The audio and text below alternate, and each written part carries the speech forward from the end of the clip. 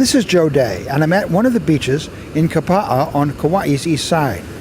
I came here to talk with Dr. Monty Downs, an emergency room doctor on the island, who's been a leader in ocean safety here for many years. He's with the Kauai Lifeguard Association, and last week he went to Oahu to testify before the state legislature in favor of extending a state law called Act 170. He explains.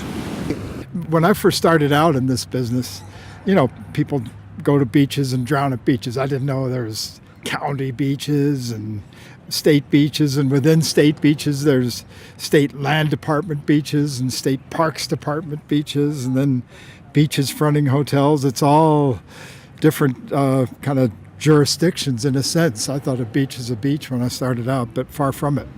So here on Kauai, we have basically two state beach parks, the Napali Coast, including Ka Beach, and then Polihali.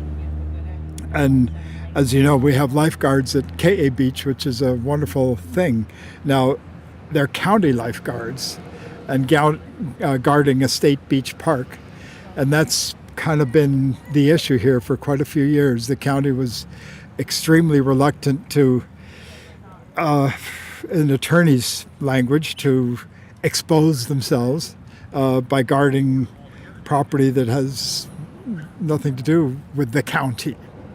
And again, this took me some time to figure this out. I thought Kauai is beaches, but there's all different beaches. So what Act 170 does is it gives the county immunity from lawsuits that might happen if a bad outcome should happen at Ka Beach while their lifeguard is guarding it.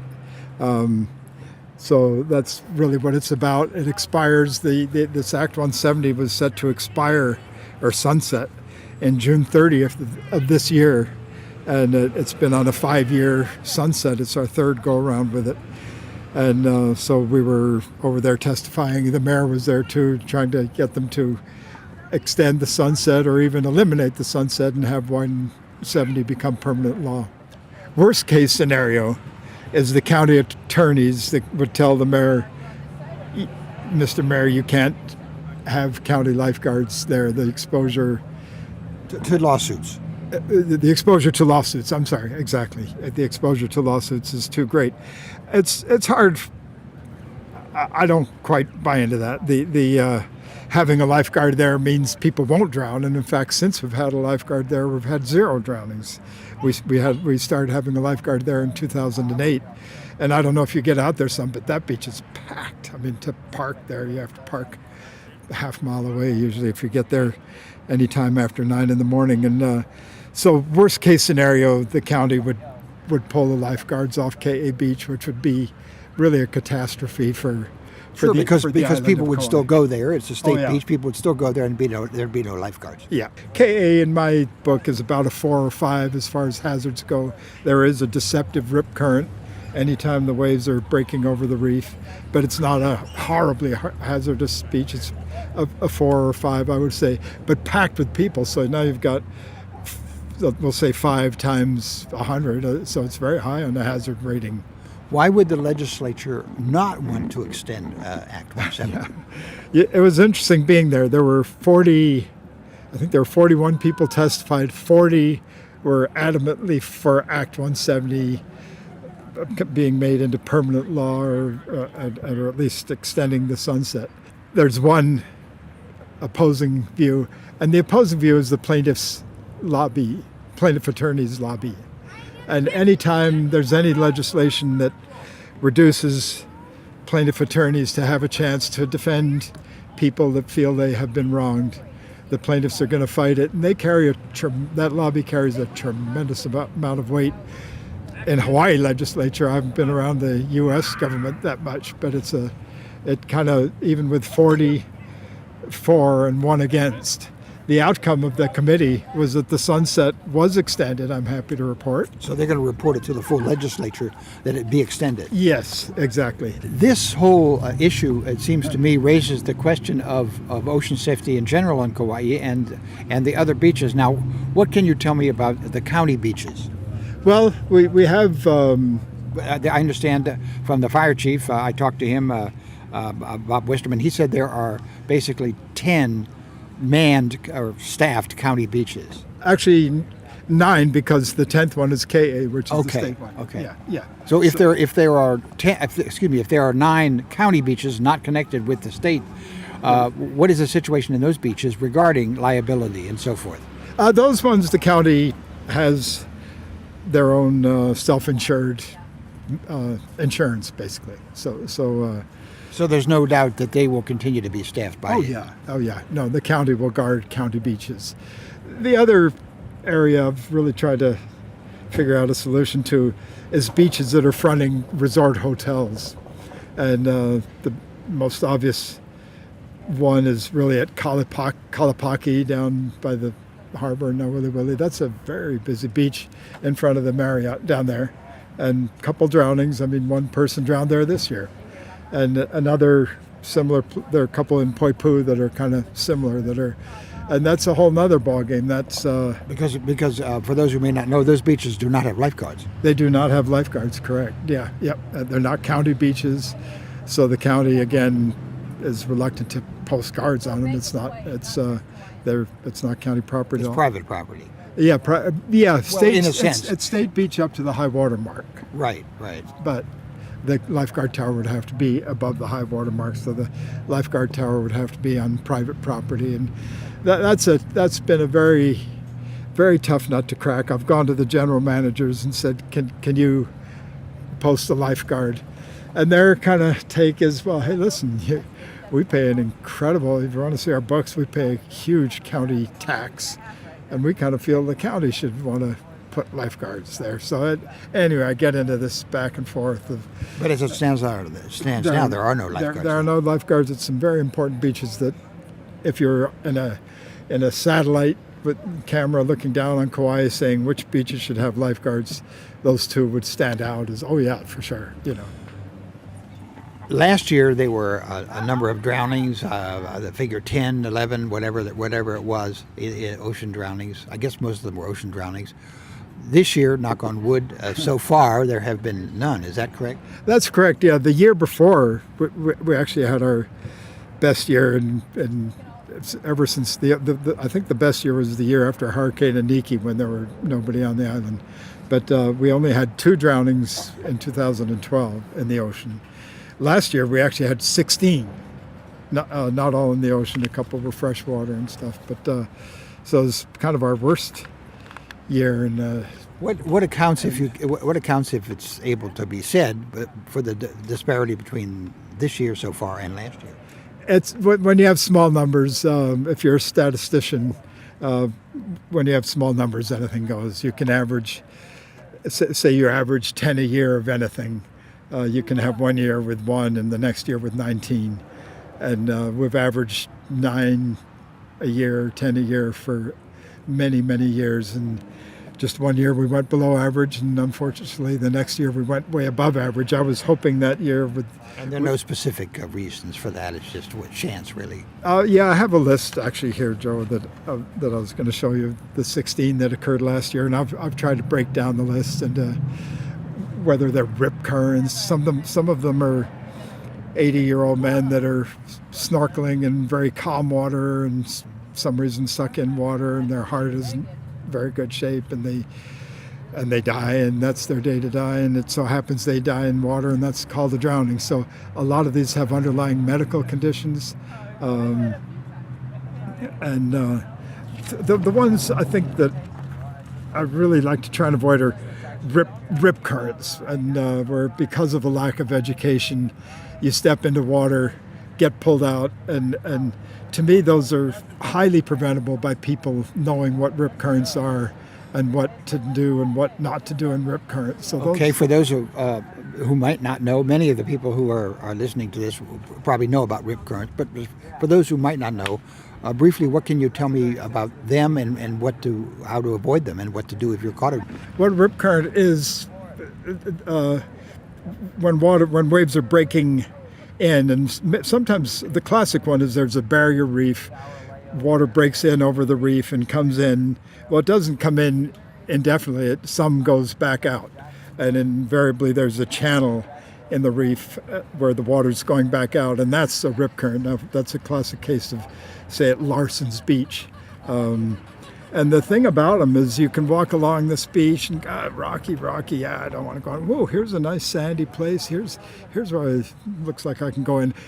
So happens that's where the rip current is. The rip current kind of erodes the coral and the rocks, and it looks like the most attractive part of the beach to go into.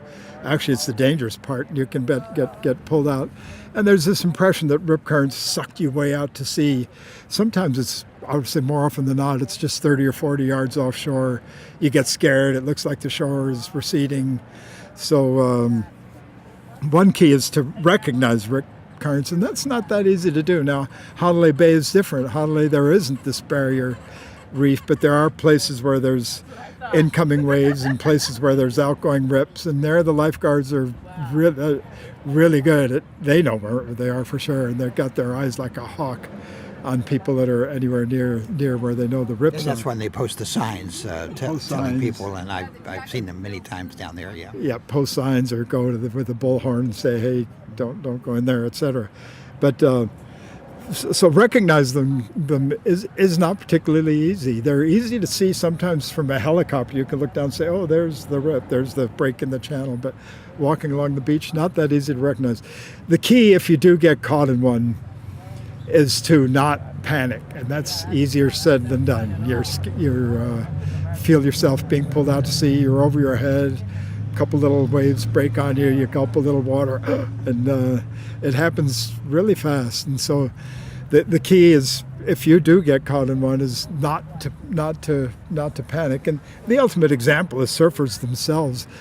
One man's meat is another man's poison. The surfers use rips to shoot out to their surf break, and so they love rips. But if you get caught in a rip and panic, that's what'll get you. On another subject, the issue of budgets. Do you feel that the county budgets enough money to adequately protect most of the people who are at the lifeguarded beaches? Well, we're actually asking for 5 more lifeguards, new hires in this year's budget, and so There are about 50 lifeguards, right? Is that right? there's about 45. So we're hoping to get 5 more. Just we saw how much trouble we had last year, and we think we know ways that we would utilize having an extra 5.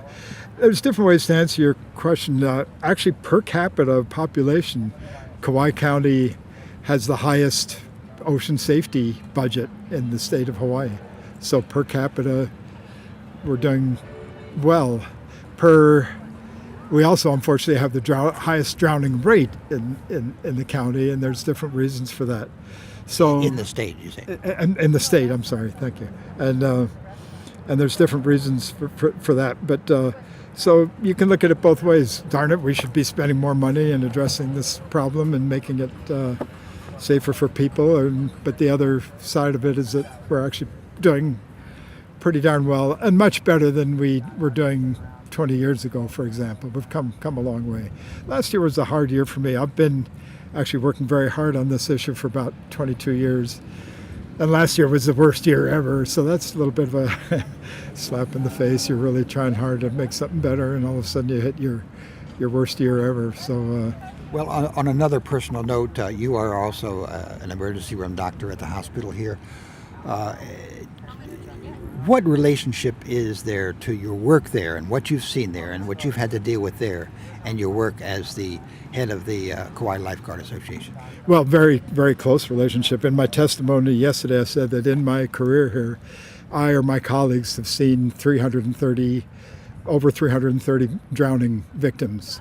And in my testimony, I said, I don't mean to be macabre, gentlemen, but the drowning victim is the easy part for me. The hard part is the children or the surviving spouse or the surviving parents. That's what tears me up, and that's what got me very involved in trying to figure out how can we minimize future going forward. How can we minimize future of these? So I've taken it on. In my testimony, I also said, hey, this is my biggest thing that I work on. It's my volunteer passion, and but I also recognize it's by no means the only problem or the biggest problem, or maybe even the top 20 biggest problems in the state. There's whatever, I mean, GMOs and trash, landfill problems and highways. There's problem after problem. So I myself have latched on to this one, and I know it is, even though it may not be in the top 10 or whatever, I do know that for the people, the 330 families that were destroyed by this, for them it's as big as it gets. Because you've been the one who has to deal with them on a personal level. Absolutely, yeah. Me or my colleagues. I'm not there 24/7. And that doesn't go away in your mind and in your heart. Oh no, there's families I still shudder as we speak when I think about what they've gone through. I've stayed in contact with some of them actually, and one family that stands out was a mother, father, son, and a daughter that were here, and the father got in trouble in a rip, and the teenage son said, "Wow, I can't watch that." But this is with all of them standing on the beach. He swam out, and the father and the son both drowned. This is a family from Pennsylvania, so they went back to Pennsylvania. The mother and the daughter bereft for the rest of their lives. So I maintained contact with them for a couple of years to try and address that. We have these 10 guarded beaches. We have at least 65 other beaches that are very attractive that aren't guarded. And some of them are whatever, county beaches, private beaches, yada, yada, yada. And we've had, so this is the other project I've put a lot of time into, this rescue tubes. And there's one 50 yards from where we're sitting here. These rescue tubes are the word for a flotation device that lifeguards have used for decades, and has a strap on it and basically allows you to go out to someone who's struggling and hand them this flotation device, and everything and everything can get relaxed. Now the person's floating on something and you can figure out your next move. We actually have over 200 of these on Kauai. So you would suggest that if people go to a beach that's not lifeguarded, or whatever the term might be, that they look for these rescue tubes and swim near them? Yeah, and have someone on the beach who feels competent to handle one and to strap one over their shoulder and go out. Last year was our worst year. In a way, it was a really great year. I personally met 3 people who were going to be dead had it not been for a rescue tube and someone on the beach. And one of them runs a shop just about half a mile from here, and another couple. We ended the year on a really high note.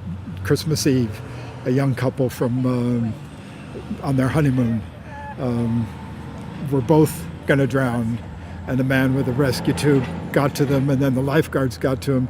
The woman needed CPR and was in a coma in intensive care unit for a day, and pulled through and is back to normal. So actually had a wonderful year too. Of some, we have the 16, but it easily could have been 21 or 17, whatever you want to say. But so I really rejoice. That's the way I handle the fact that it was a bad year, as I kind of latch on to the things that we have done that have saved some families. What is the ratio in terms of last year's unfortunate drowning? What's the ratio of tourists and local people? It's classically 70-75% visitors, and last year it was 11 visitors and 5 local people, so we hit right on the number. The local people don't so much drown because of a lack of awareness. They're one of the local people that got killed is a wonderful big wave surfer for 40 years, and I've always felt that big wave surfing is a kind of like trapeze act. I mean, it's it has its risk, and so the local drownings are no less tragic, but they don't have quite as much to do with getting people a little more information. Airport video right there at the baggage claim that gives people information about rip currents and about rescue tubes and about lifeguarded beaches. So, for KKCR, this is Joe Day reporting.